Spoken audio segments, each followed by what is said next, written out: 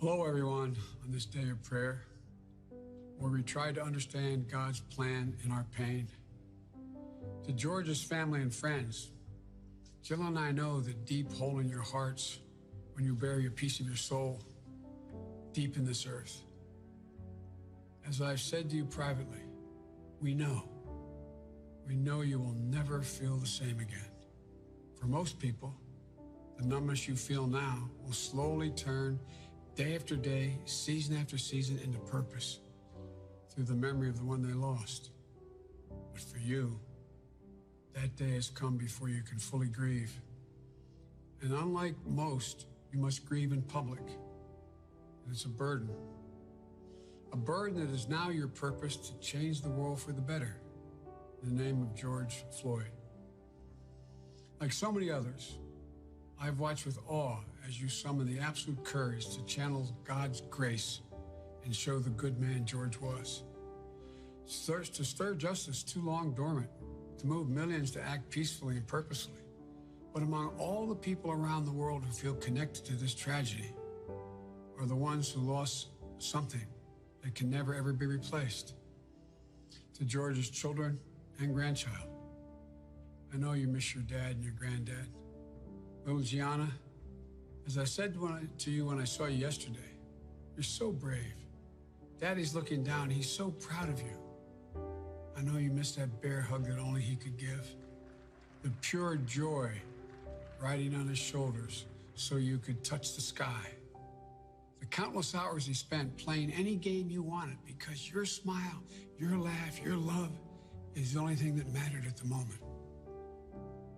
I know you have a lot of questions, honey. No child should have to ask questions that too many black children have had to ask for generations. Why? Why is Daddy gone? And looking through your eyes, we should also be asking ourselves why the answer is so often too cruel and painful. Why in this nation do too many black Americans wake up knowing that they could lose their life in the course of just living their life? Why does justice not roll like a river, nor righteousness like a mighty stream? Why? Well, ladies and gentlemen, we can't turn away. We must not turn away.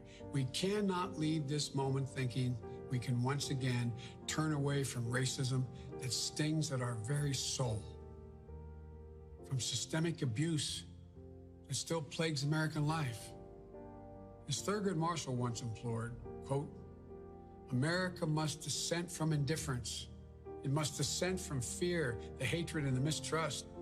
We must dissent because America can do better, because America has no choice but to do better. I grew up with Catholic social doctrine, which taught me that faith without works is dead, and you will know us by what we do. Ladies and gentlemen, we've got to deal with the denial, the promise of this nation to so many people for so long. It's about who we are, what we believe, and maybe most importantly, who we want to be, to ensure that all men and women are not only created equal, but are treated equally. We can heal this nation's wounds and remember its pain, not callous the heart and forget. I know Reverend Sharpton is there in Houston with you today.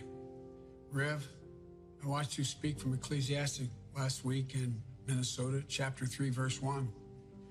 To everything there is a time and a purpose and a season under the heavens.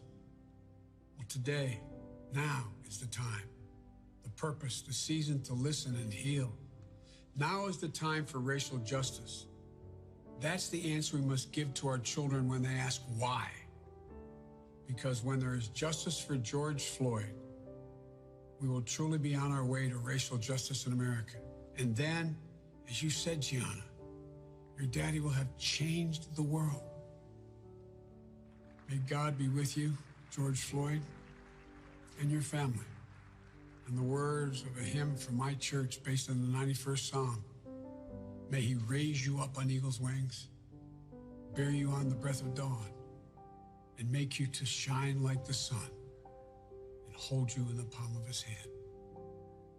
God bless you all. God bless you all.